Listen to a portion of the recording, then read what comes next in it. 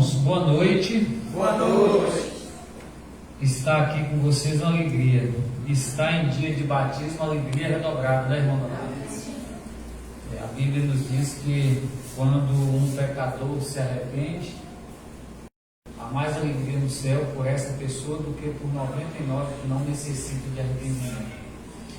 Nós vivemos num mundo de pecado em que a graça e misericórdia de Deus é o único caminho que pode nos conduzir à vida eterna. As demais coisas são acrescentadas e faz parte do processo. E hoje não seria diferente estar aqui.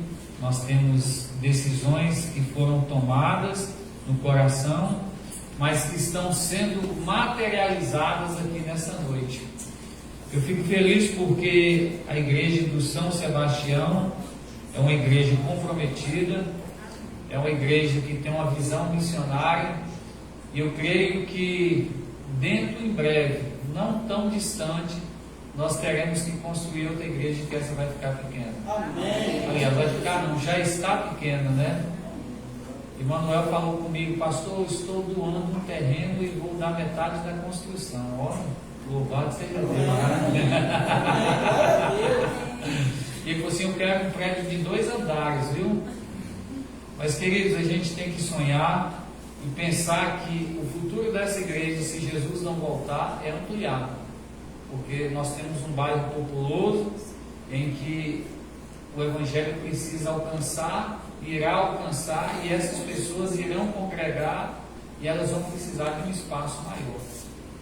Eu vejo que aqui está bonito depois que pintou, né? Parece que até aumenta mais a igreja, dá mais profundidade, aquela cor branca e tudo. E o sonho é que futuramente nós tenhamos as salinhas à parte, não precisar passar pelo culto, nada disso. Mas o sonho só se torna realidade quando sonhamos juntos e damos o primeiro passo. Assim tem sido em outras igrejas que estão realizando. Ontem, esse final de semana, eu estive lá no Sapucajuba. Quem é que conhece a igreja do Sapucajuba aqui? Aqui, ó. Pedro Paulo conhece tudo aqui, ó. Ele anda com o pai dele aí, se não conhecer, é igual GPS. E olha, a igreja lá está bonita.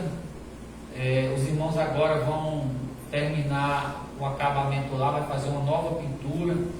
Eu até falei com eles: olha, o piso lá é muito bonito. Em alguns lugares fora, eu já vi, eles gastam caríssimo para ter um piso de madeira. Lá eles têm a igreja toda de madeira, o piso bonito, e agora eles vão passar verniz no piso, já estão forrando, fizeram um púlpito lindo de madeira lá, uma plataforma bonita, à frente dela estão fazendo um deck, e agora em outubro nós vamos fazer lá 21 dias de evangelismo.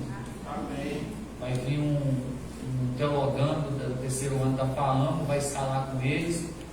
Irmãos, tem uma outra notícia muito feliz para compartilhar com vocês, é que lá no Uruguaiel, quem conhece o Uruguaiel? Eu já sei quem vai levantar a mão. Quem conhece o Uruguaiel?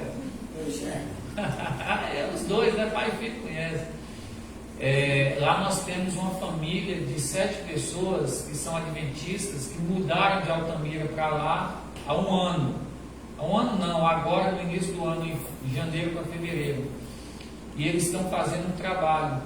E ontem eu conheci um casal que mora lá e que vão ser batizados nos próximos dias. E esse casal, o marido, falou assim: pastor, eu estou construindo um galpão ao lado da minha casa para umas 100 pessoas, que é para uso da igreja, e já tem um terreno ao lado que eu vou doar para construir a igreja.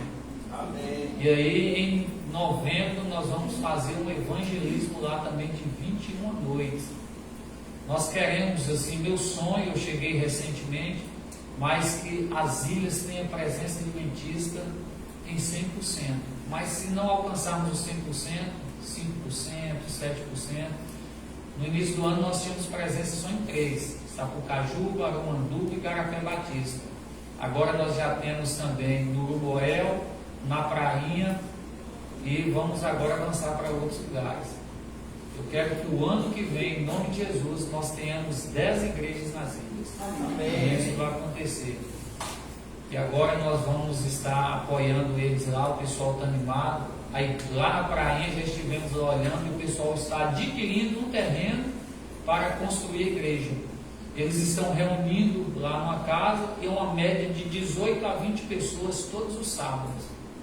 Nós batizamos 20 pessoas lá e aí está um número grande de pessoas frequentando, pessoal animado, fazendo assinatura de lição e tudo mais.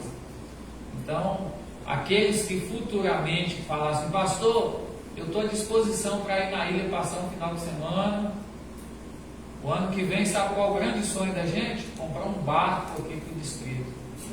Arranjar um bom piloto, falar final de semana, o irmão Gemar falou, pastor, estou indo comer aqui para a ilha. Sexta-feira e só volta no domingo, carregado já sair peixe.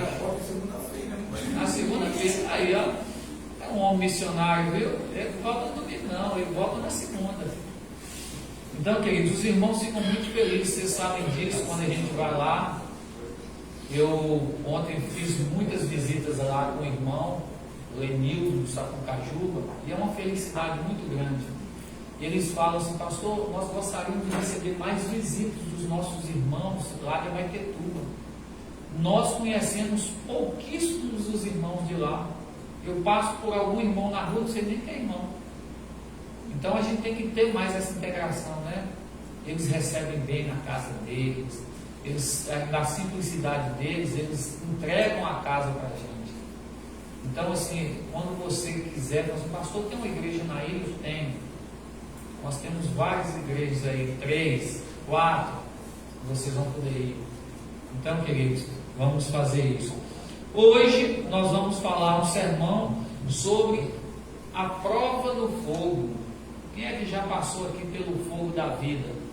Se perguntar, todo mundo, nós estamos estudando a lição desse trimestre, que acaba agora no final do mês, é o Crisol, né?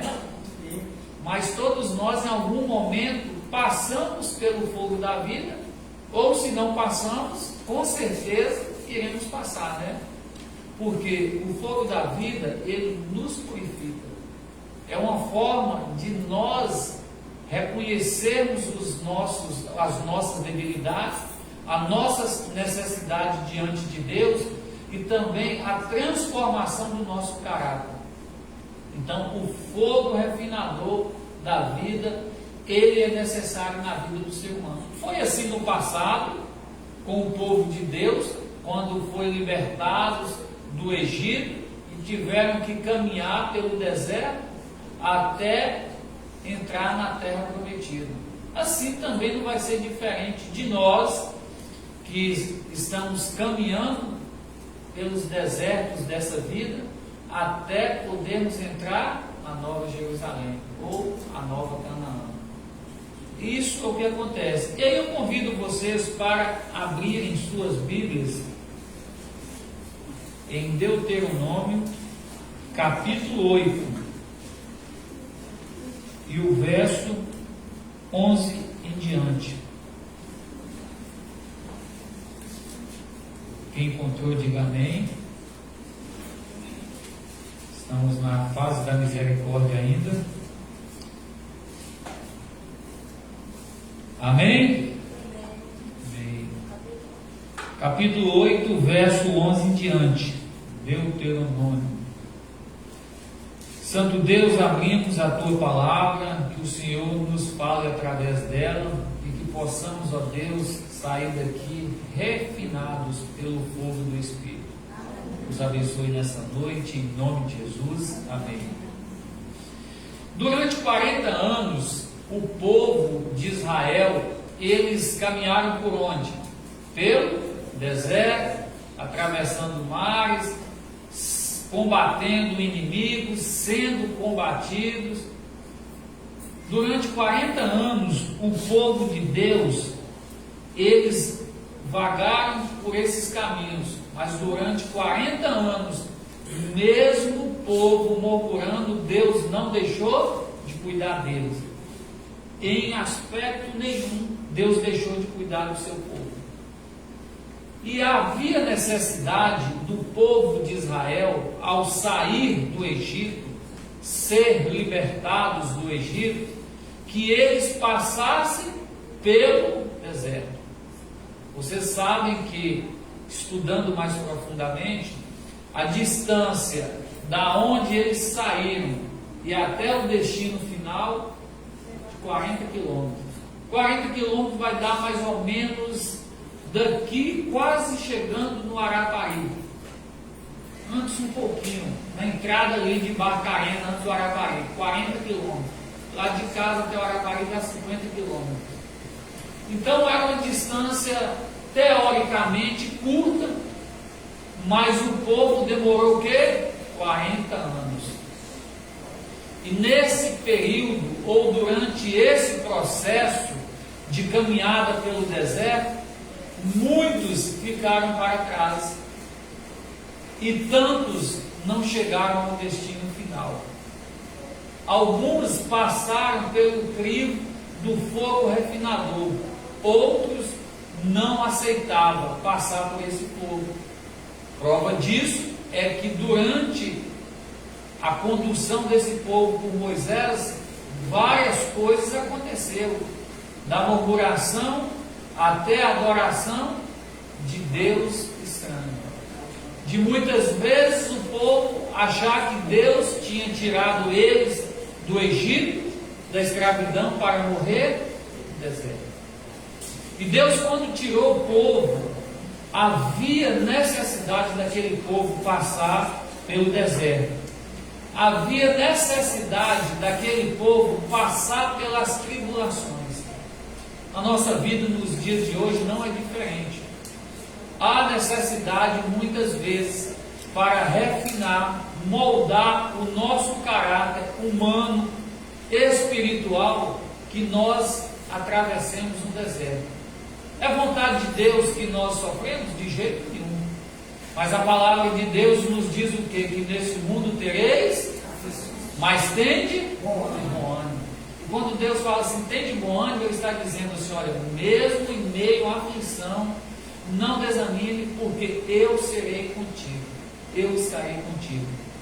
E agora nós vamos ler aqui no capítulo 8, no verso 11 em diante, quando Moisés diz: guarda-te e não te esqueça do Senhor teu Deus, não cumprindo os seus mandamentos, os seus juízes, os seus estatutos que hoje ordeno, para não suceder que depois de teres comido e estiveres farto, depois de haveres edificado boas casas, morando nelas, depois de se multiplicar os teus gados, os teus rebanhos, e aumentar a sua prata e o seu ouro, e ser abundante tudo quanto tens, e se eleve o teu coração e te esqueça de quem?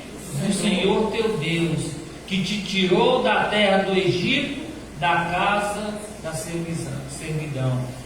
Verso 15: que te conduziu por aquele grande e terrível deserto, de serpentes abrasadoras, de escorpiões, de secura, em que não havia água, e te fez sair água, o que? A pederneira.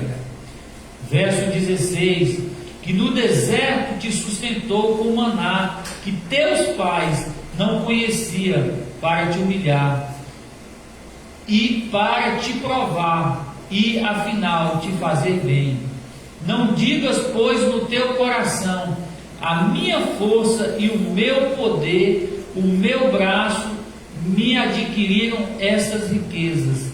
Antes te o que? Lembres do teu Senhor teu Deus, porque é Ele que te dá força para adquirires riquezas, para confirmar a sua aliança, que sob juramento prometeu aos teus pais, como hoje se vê. Ponto. Aqui Moisés estava fazendo um alerta ao povo quando eles estavam chegando na terra prometida. Moisés sabia de tudo que eles passaram no deserto, sabia que a terra prometida estava próxima. Moisés, ele não entrou na terra prometida, ele teve o privilégio de ver, mas não teve o privilégio de entrar. E ele sabia que aquela geração que estava ali próximo de conquistar a tão sonhada terra prometida, em algum momento da vida deles, eles poderiam crescer o quê? O coração. Moisés fez aqui para eles lembranças.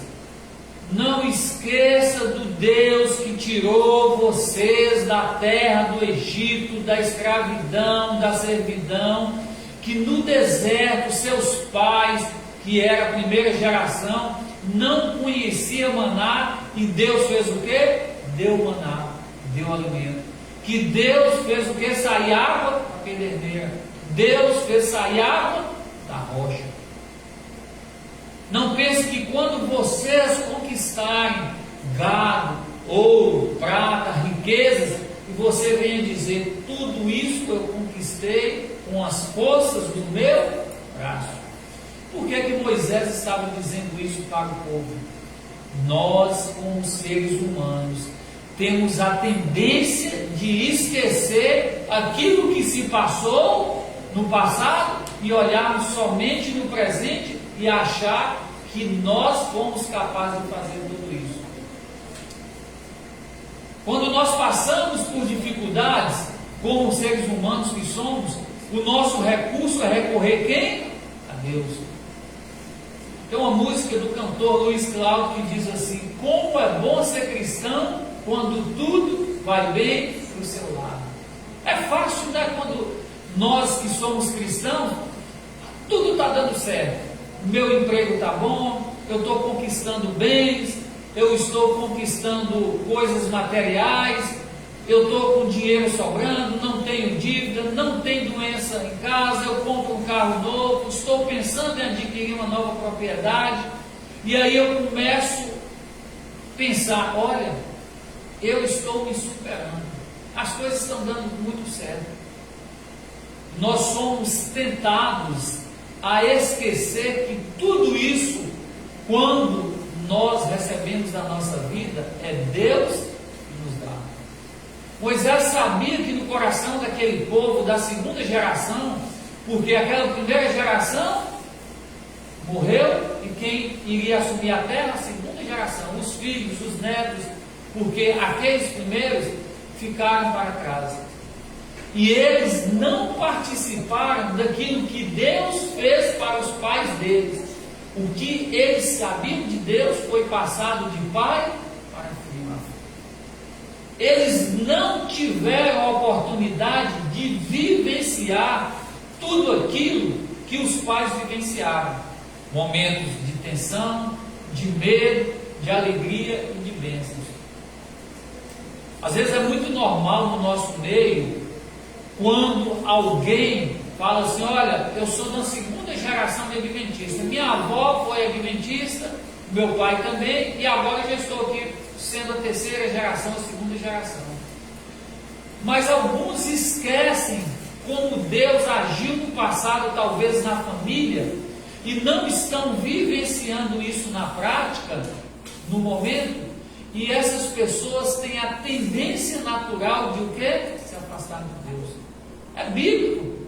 Quando tudo está bem para o nosso lado, nós o quê? Relaxamos. Nós achamos que as coisas estão bem. O Conselho Nacional de Trânsito deixa sempre um alerta para os motoristas, que quando você está viajando, a maioria dos acidentes acontece quando as pessoas estão chegando próximo ao seu destino final. Porque é tendência a pessoa que estou chegando, vou relaxar. E é nesse momento de descuido, o que acontece? Os acidentes, e às vezes pessoas perdem a vida. Eu lembro que certa vez eu trabalhava em Belo Horizonte, passava às vezes um mês lá, e morávamos no interior, cidade a quase 800 quilômetros de Belo Horizonte. E eu lembro que era a véspera de Semana Santa, numa quinta-feira, eu terminei o trabalho lá, 4 horas da tarde, cansado de eu vou para casa. Cansado, a estrada cheia, nem avisei minha esposa. Eu vou chegar de madrugada lá, mas eu quero amanhecer em casa, eu não vou viajar amanhã não. Doido para chegar em casa. e viajei, peguei estrada. Quando foi lá para as 3 horas da manhã, eu chegando perto de casa, faltando uns 13 quilômetros, num povoado lá, eu dei uma relaxada assim no carro, ainda fiz assim com os braços. Nisso aí eu dei uma cochilada, quando eu senti meu carro já estava lambendo o mato. E aquilo eu me despertei, peguei uma água que tinha no carro, molhei a cabeça e fui devagar e atento. É natural, quando as coisas, nós estamos chegando perto do nosso destino, ou quando as coisas estão muito calmas, o pessoal que navega, não sei se aqui tem algum navegante, alguém que já trabalhou de marinha mercante, alguma coisa, mas eu já ouvi de alguns falando assim, olha, quando a gente está viajando e as águas estão muito calmas por demais, espere que haverá uma grande tempestade na frente. Na vida talvez seja assim para alguns. Em algum momento a sua vida está calma demais, e aí você não se precaveu, você não se preparou, e quando vem a tormenta, o desespero bate. É nas aflições que o nosso caráter, nas atribulações, que o nosso caráter se manifesta, o nosso caráter cristão. É nas atribulações que nós manifestamos o Deus a quem nós servimos. Não foi diferente com aquele povo. Moisés fez questão de lembrar esses israelitas que eles não poderiam de jeito nenhum esquecer de Deus quando eles estivessem lá. Nós sabemos que muitos esqueceram. Na nossa vida espiritual, na nossa caminhada, muitas pessoas às vezes esquecem de Deus, esquecem daquilo que Deus fez e diz assim, eu conquistei, eu trabalhei. Às vezes você escuta pessoas falando assim, você está vendo isso que eu tenho aqui? É fruto do meu suor realmente. Mas quem é dono do ouro e da prata? É o próprio Deus. Quem é que nos dá vida e saúde? Hoje o bem maior e precioso que o ser humano tem não é dinheiro, não é ter carro, não é ter casa. Hoje o bem maior, que muitas vezes tudo isso não consegue comprar, chama-se o quê? Saúde. Diz que o homem tem 2 fases na sua vida. A primeira fase, ele gasta muita saúde para ter dinheiro. Trabalha igual um burro de carga. Não tem tempo para a família, não tem tempo para a igreja, não tem tempo para Deus. E aí quando chega na metade da vida dele, ou já na parte que ele deveria descansar, ele começa a fazer o quê? Gastar dinheiro para ter saúde. Tudo aquilo que fez foi bom. Deus não acha ruim. Não é plano de Deus que o ser humano sofra. Deus não quer que ninguém sofra, mas o sofrimento, a tribulação faz parte do processo de crescimento. É o crisol na nossa vida. O que é que a lição tem nos ensinado nesse trimestre? O crisol, o ouro, quando é tirado lá do garimpo, lá do meio da terra, ele vem sujo, cheio de impureza, e aí ele é lavado e depois é levado o quê? Ao fogo refinador. Eu não sei quantos já viram, eu já vi uma vez ali naquela parte do crisol ali, eles derretendo o ouro, colocam um maçarico numa temperatura que chega a mais de 200, 300 graus. Enquanto o ouro vai sendo derretido, as impurezas vão saindo, depois transforma em uma peça que vira o quê? Uma bela joia. Na nossa vida, queridos, é desse jeito. Muitas vezes nós precisamos passar pelo fogo refinador, nós precisamos passar pelas tribulações para reconhecer Deus na nossa vida. Porque quando tudo está bem para o nosso lado, a tendência é nós relaxarmos e esquecermos que é Deus que nos dá aquela condição. E muitas às vezes relaxam espiritualmente. Nós estamos agora saindo da pandemia, praticamente nós saímos da pandemia. Oficialmente não foi decretado que a pandemia acabou, mas nós sabemos que já não tem mais como aconteceu 2 anos atrás. Mas tem muitas pessoas que espiritualmente um dia pertenceram a essa igreja e ainda estão vivendo a pandemia. Olha, eu estou ainda na pandemia, por isso que eu não voltei para a igreja. E o engraçado é que às vezes a pandemia só tem dentro da igreja, né? Não tem no supermercado, não tem numa festa, não tem numa aglomeração. Um dia eu encontrei uma irmã e falei assim: irmã, na porta da igreja. Ela estava de máscara lá na igreja da Marabáia. Ela estava assim toda na indumentária protegida. Falou logo no início: irmã, o que é isso? Pastor, é a pandemia. Olha, é a última vez que eu venho aqui, ó. Eu não venho mais nessa igreja aglomerada, tudo cheio. Não venho. E outras vezes, durante a pandemia que eu voltei lá, eu não vi a irmã. E um dia eu achei ela no supermercado, batendo papo, fazendo compra no supermercado cheio. Às vezes tem pessoas que deixam de lado aquilo que é de Deus e vai buscar aquilo que é do mundo. E aí quando vem essas tribulações, as pessoas recorrem quem? Ao próprio Deus. Mas Deus não nos abandona, Deus não nos deixa na mão. Romanos 5, 3 a 4. Romanos 5, 3 a 4. O que diz aqui? Romanos 5, 3 e 4. E não somente isto, mas também nos gloriemos no que? Nas próprias tribulações, sabendo que a tribulação produz o que? Perseverança. E a perseverança produz o que? Experiência. E a experiência produz o que? Esperança. Talvez se eu perguntar a cada um de vocês aqui nessa noite: pastor, eu passei pela tribulação, pelo deserto, mas eu perseverei, eu me mantive firme, me mantive fiel, e agora tudo que eu passei me ensinou muita coisa. Eu já sei como conviver com situações que eu vivi no passado, se vier a acontecer. E foram essas situações ou essa situação que me fortaleceu e me trouxe a esperança que existe um Deus que cuida de mim mesmo nos momentos mais difíceis. Que existe um Deus que está comigo. Romanos 8, 28, o que diz?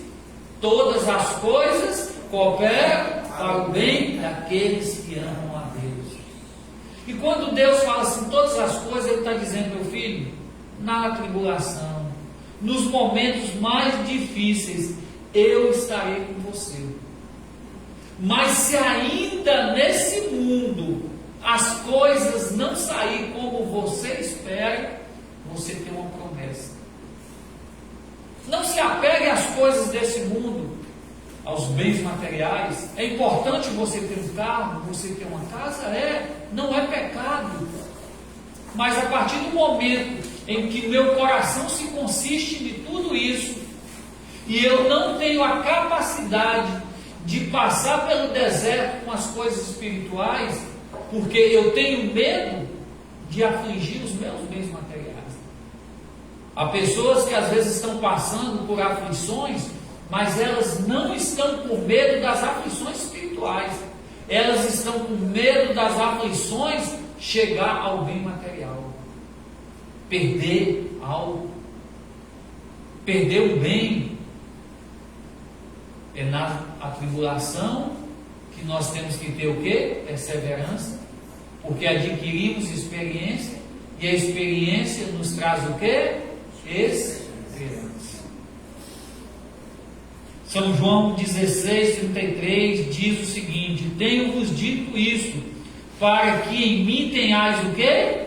Paz no mundo, tereis aflições, mas tende bom ânimo, eu venci.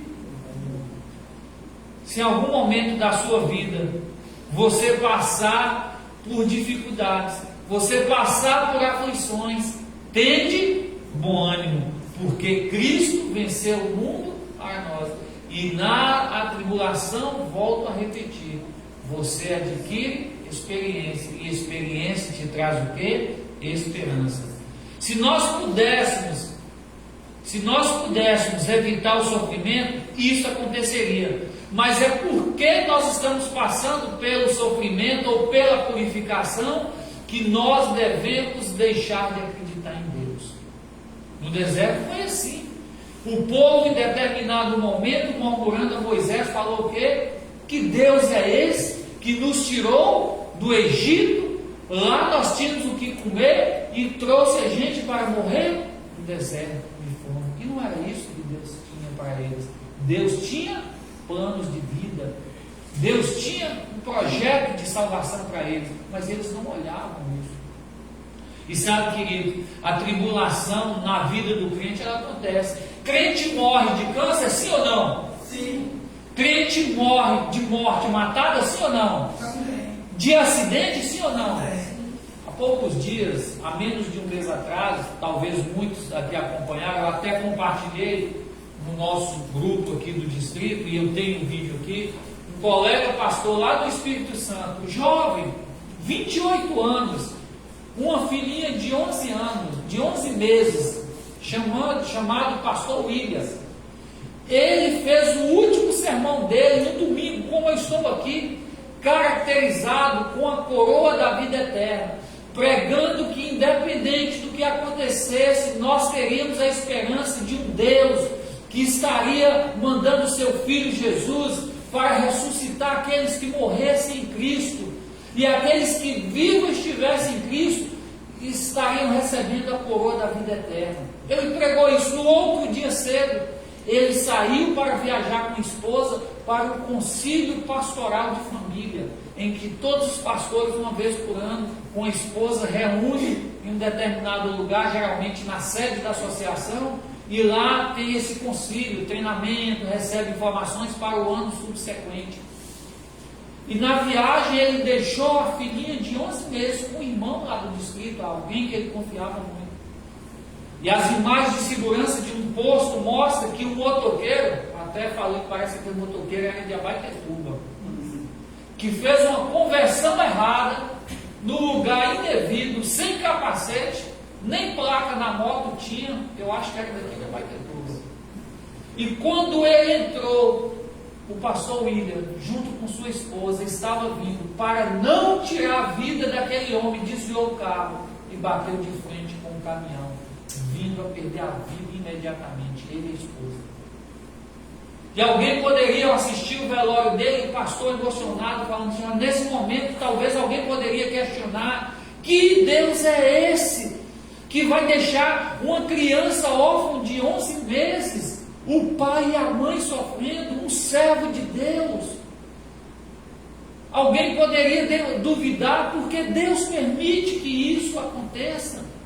Mas a palavra de Deus nos diz o quê? Em São João: nesse mundo tereis aflições, mas tende bom ânimo. São João 16:33.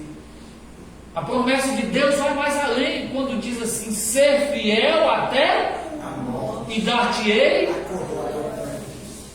O crente morre de acidente, a família vai sofrer, é tribulação para os colegas de ministério, para os irmãos do distrito que ficaram abalados, uma grande tribulação, mas tende bom ânimo.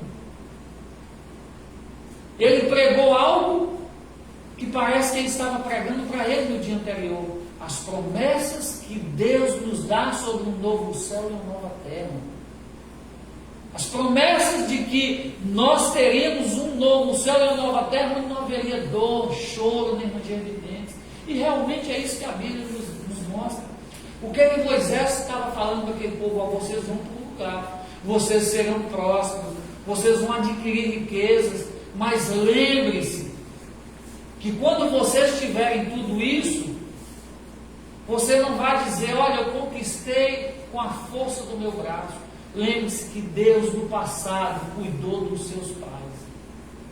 Deus mandou maná quando não tinha nada para comer, fez sair a água da rocha quando eles estavam com sede.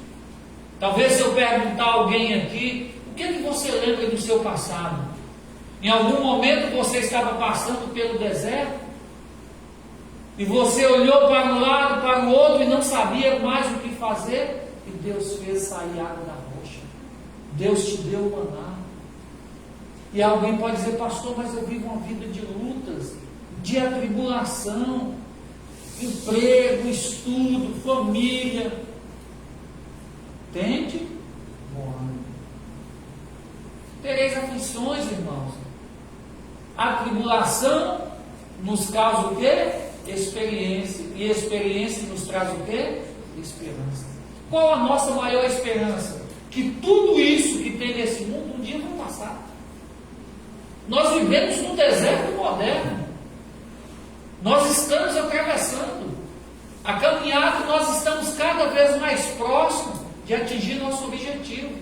Alguns vão desistir, vão querer voltar para o Egito. Talvez alguns não vão poder entrar na terra prometida, na cidade prometida que Deus tem para nos dar, porque vão desistir. Nesse mundo tereis aflições, mas tende bom ânimo. Não apegue seu coração às coisas desse mundo. Eu estou passando aflição espiritual, mas eu não quero que essa aflição chegue aos meus bens materiais. A pessoa prefere passar no deserto espiritual, mas que não toque os seus bens materiais. Ah, pastor, como isso? Eu tenho um problema na minha família com alguém que não quer ir para a igreja, um filho que não quer ir para a igreja, meu esposo, minha esposa não quer seguir os caminhos de Deus, mas minha vida financeira está indo bem. Então isso aí é o de menos. Aquele pastor perdeu a vida, e alguém poderia falar assim, que aflição é essa? Mas nós temos promessas de Deus que irá se cumprir na nossa vida. As palavras de Deus sempre nos diz que nesse mundo tudo é o que é corruptível. Mas quando Jesus voltar, nós seremos revestidos de quê? Da incorruptibilidade. Tudo que tem nesse mundo, a traça e o ferrugem vai o quê? Comer. Mas nós temos uma promessa. Como é fácil ser cristão quando tudo vai bem para o seu lado. Sabe, queridos, nós estamos cada vez mais próximos de um Deus que se aproxima. Tem uma música do Natson Portugal que diz assim: ouço os passos de um Deus Que se aproxima. O diabo sabe que é as últimas horas dele nesse mundo, é os últimos momentos, e ele vai intensificar os seus dardos inflamados para atacar o povo de Deus. Ele vai intensificar para corromper a mente de muitas pessoas. Ele vai intensificar para criar estratégias para pessoas perder a vida por acidente, por uma doença, pelo álcool, pelo fumo, pela droga. Ele vai usar todas as estratégias.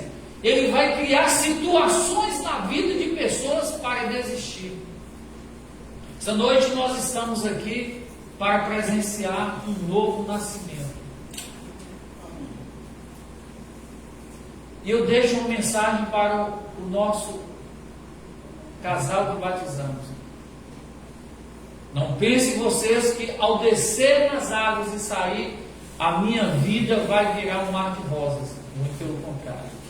A partir de agora, em que vocês tomarem essa decisão, Satanás ele vai querer direcionar todos os seus dardos contra vocês. Mas Deus enviará uma legião de anjos para guardar cada um de vocês. Amém. Cada vez que uma pessoa toma uma decisão, pastor, eu passei muitas aflições na minha vida. Eu tenho passado muitas aflições, mas eu cheguei o momento, ou chegou o momento, em que eu estou dando tchau ao mundo, e seja bem-vindo Deus na minha vida. Foi o que esse casal escolheu. Nessa noite nós estamos aqui para presenciar esse nascimento. Talvez em alguns momentos na caminhada deles, como de vocês, que um dia passaram pelas águas e achou que a vida estaria mil maravilhas, e veio o deserto. Mas é no deserto que Deus opera o quê? Grandes milagres.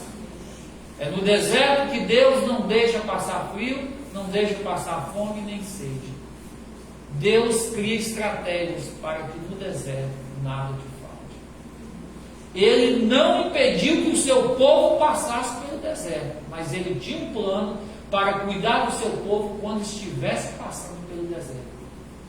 Deus não vai impedir que você, em algum momento da sua vida, passe por atribulações, mas Ele tem um plano e uma estratégia de quando você passar por essa atribulação ou atribulações, você possa ser cuidado.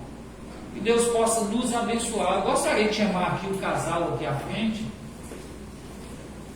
Deus possa abençoá-los.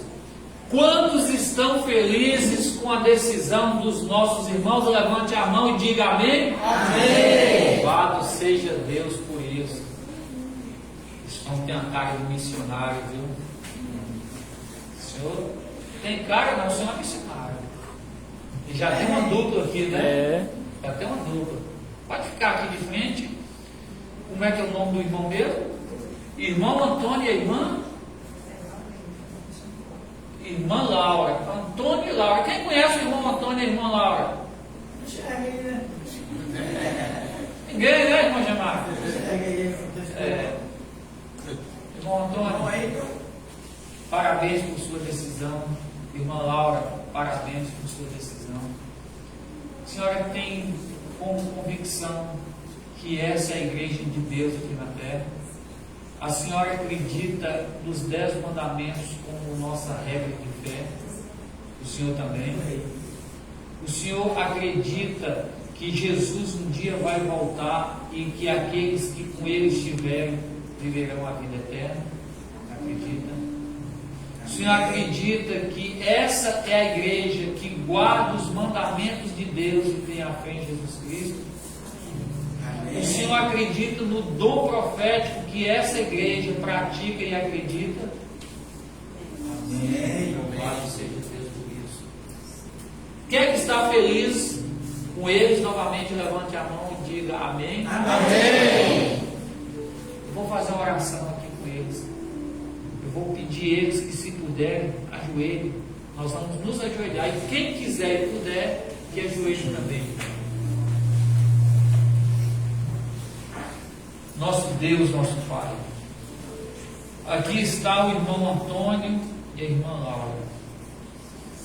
Talvez eles passaram pelo deserto, talvez estejam saindo do deserto, talvez já saíram do deserto ou ainda não saíram, mas independente da situação que foi, que é ou que será, eles tomaram a melhor decisão na vida deles, de entregar-se ao Senhor. Decisões espirituais nunca é fácil, porque o nosso inimigo das almas, ele tenta de todas as maneiras criar situações para impedir essas decisões. Mas a decisão nasceu do coração porque o seu Espírito, o seu Santo Espírito tocou no coração deles. E eles reconhecem diante da tua congregação que essa igreja que aguarda a breve volta de Jesus. Amém. Que sabe que nós precisamos estar preparados para aquele grande evento que será a volta de Cristo Jesus. Amém. Que o Senhor possa abençoar a decisão deles, a vida espiritual deles, que eles possam nascer desse tanque batismal, como diz a tua serva Elmate, como verdadeiros missionários na tua obra. Amém. Possamos praticar na nossa vida aquela célebre frase do Espírito de profecia: nada tememos ao futuro, a não ser que esqueçamos como o Senhor maravilhosamente conduziu o seu povo no passado. Maravilhosamente o Senhor tem conduzido o seu povo no presente. Nesse mundo nós temos aflições, mas o Senhor nos dá uma promessa: tende bom ânimo, porque todas as coisas cooperam para o bem daqueles que te amam. Amém. Nós agradecemos por esse momento e que essa festa que está sendo realizada aqui na terra, ela possa cada vez mais existir, porque lá no céu eu tenho certeza que a festa é muito maior do que a nossa. A tua palavra nos diz: há mais alegria por um pecador que se arrepende do que por 99 que não necessita desse arrependimento. E o céu, nesse momento, comemora a decisão do irmão Antônio e da irmã Laura. E nós, como igreja, nós dizemos amém. Amém. Louvado seja Deus.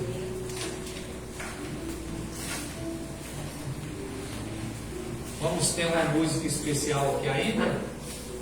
Enquanto o irmão Antônio e a irmã Laura, eu pedi o irmão Nonato que nos ajude, né? A diaconisa aqui também, ajudar a irmã Laura aqui, conduzir ali para se preparar para termos esse momento.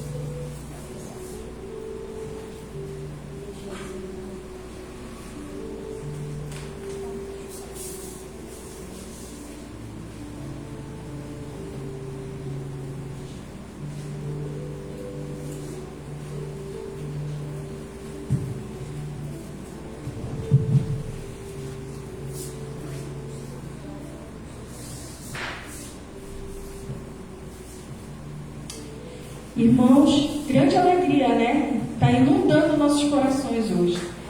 Porque temos irmãos nos unidos com a gente aqui para louvar e agradecer o nome do Senhor Jesus. Vamos cantar 510. Meu Jesus está chamando. Nos chama todo dia, né? Toda hora Ele nos chama.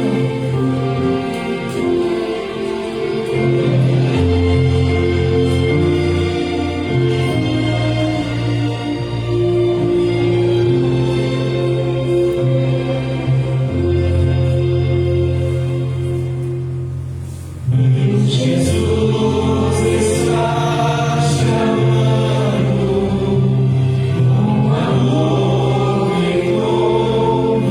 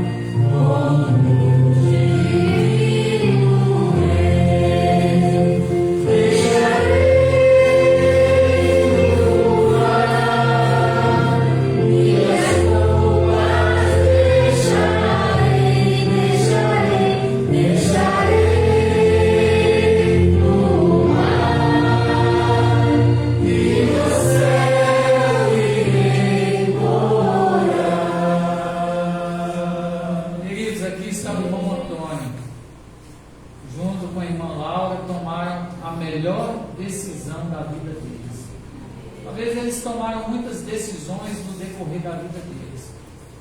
Mas nenhum é tão importante quanto essa de dizer publicamente: eu, nesse momento, recebo o passaporte da vida eterna. Amém. Eles estão dizendo, junto com essa igreja, com esse povo, eu quero viver eternamente no céu.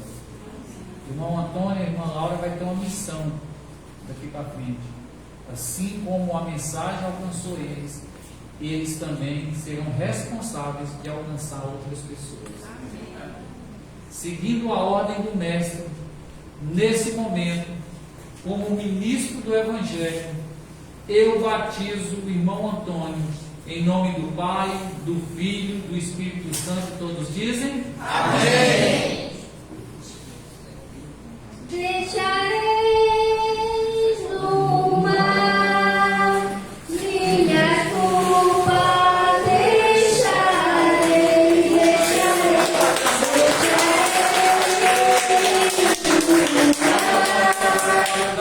e o céu irei morar.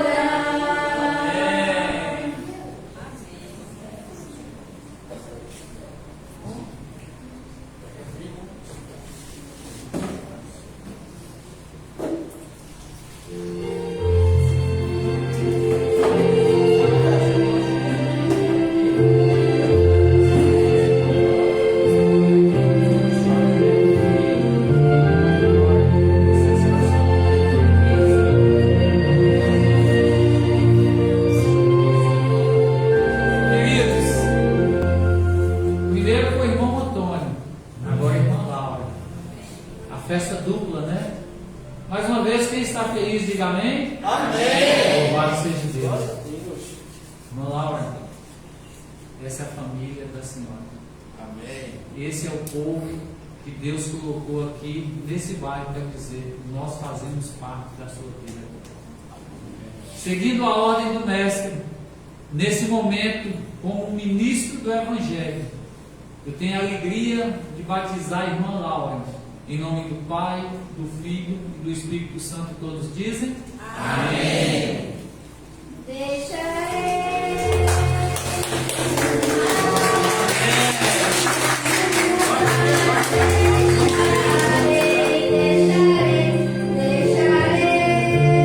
no mar e no céu irei morar. Amém. Louvado seja Deus.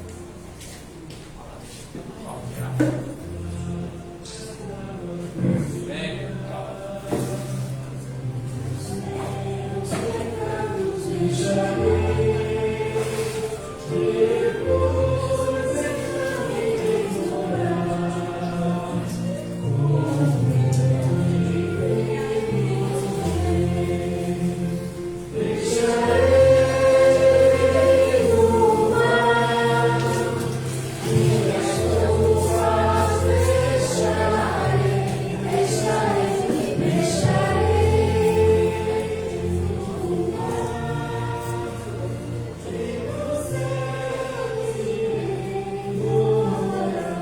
irmãos, eu fico muito feliz por cenas e momentos como esse.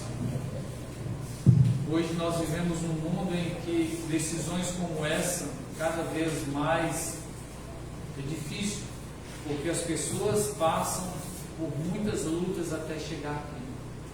Não pense você que sair daquele banco até entrar nesse tanque aqui é apenas alguns metros.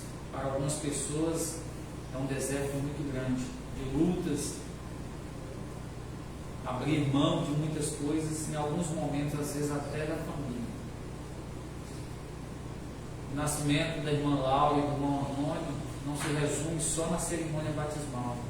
Daqui para frente, a igreja tem o processo de trabalho de discipulado com eles. Eu pude notar que são pessoas maduras, mas são pessoas que merecem o cuidado, como todo recém-batizado. E que eles possam sentir o desejo de repassar para outras pessoas aquilo que chegou até eles, a mensagem de esperança e salvação. Que essa igreja possa ter no seu coração o desejo de a cada tempo trazer pessoas para o reino de Deus. Eu gostaria que todo final de semana o irmão Nonato, o irmão Manuel me ligasse dizendo assim: pastor, tem batismo. Pastor, tem batismo. Não está dando tempo nem de trocar água. Esse é o sonho de todo pastor. Porque o batismo não é apenas um símbolo aqui, é uma confirmação lá no céu. Nós possamos trabalhar para que essa igreja cumpra a missão a qual Deus designou para ela aqui nesse bairro: salvar pessoas. Vamos ficar de pé e orar?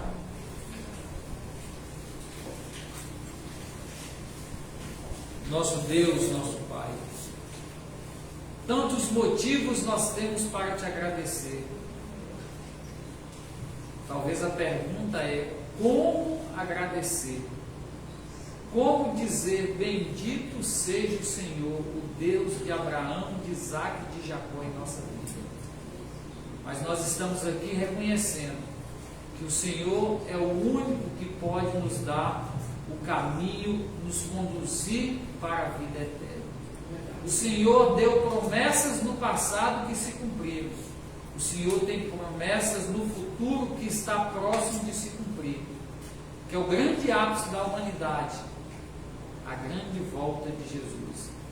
Mas para isso possamos estar preparados e preparar outras pessoas para viver a eternidade.